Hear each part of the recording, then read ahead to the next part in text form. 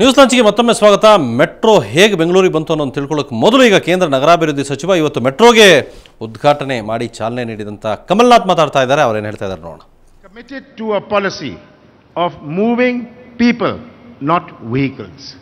And what better way to move people than by the metro? And the government of India is committed to an even longer phase 2 for Bangalore and are supporting the preparation of the DPR, which will have a total length of 72 kilometers at a total cost of 25,000 crores. This will go up to the electronic city, will connect Whitefield, and will of course have a network on other sides.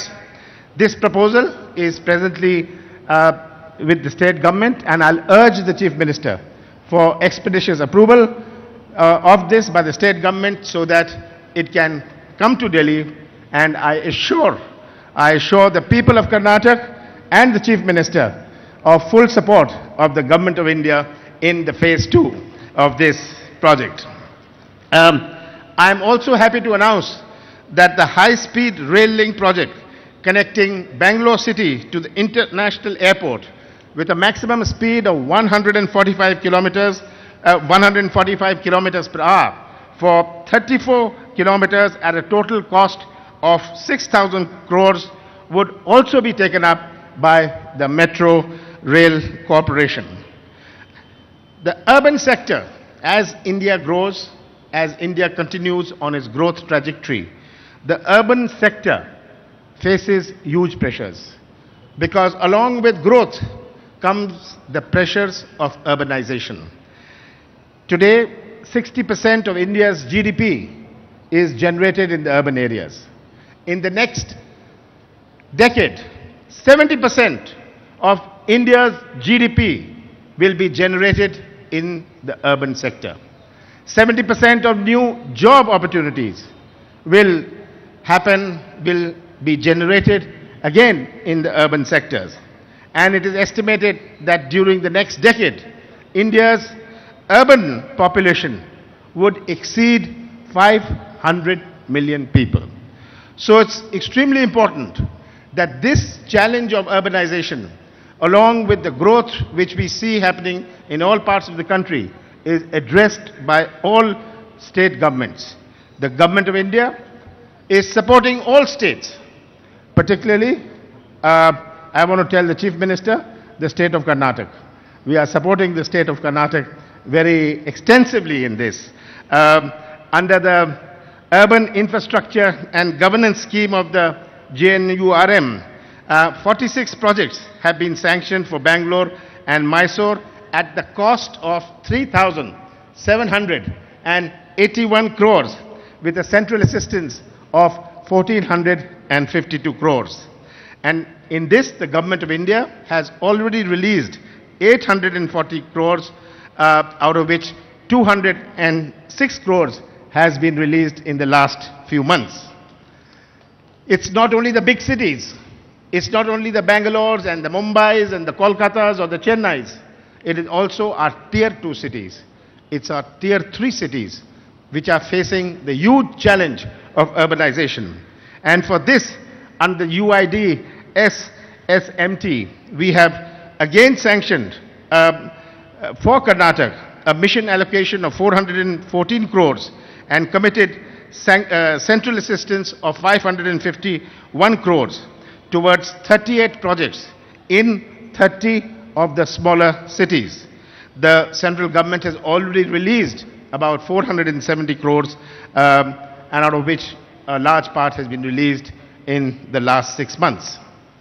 As the mega cities grow, we have to look at not only urbanization, we have to look at suburbanization. How do we create planned suburbs? How do we have satellite towns? And towards this end, the satellite town, the suburb of Bangalore, we have sanctioned Kanakpura town as a satellite town of Bangalore, for which the government of India will be funding the water supply, sewage and waste management.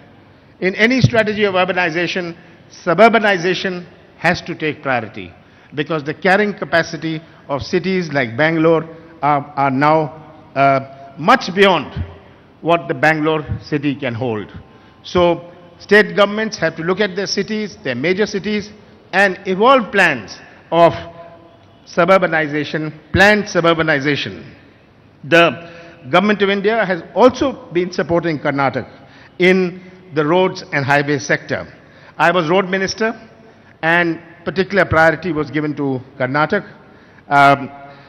Since 2009, the National Highway Authority of India has awarded projects with a length of 660 kilometers at a cost of 5,170 crores.